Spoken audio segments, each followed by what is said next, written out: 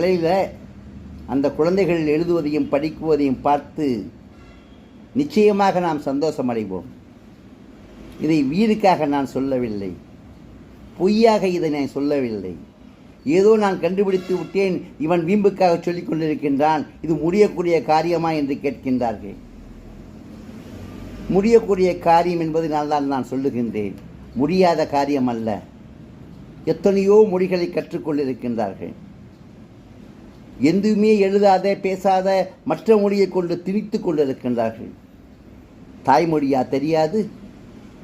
21 எழுத்திலே எழுதிவிட முடியும் என்றால் வேறு இதைவிட இன்னும் சிறப்பு வேறு என்ன இருக்கின்றது?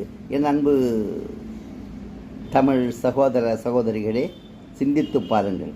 நிச்சயமாக நான் உங்களிடம் கேட்டுக்கொள்வது, நீங்கள் புதுமை தமிழ் என்னும் யூடியூப் சேனலை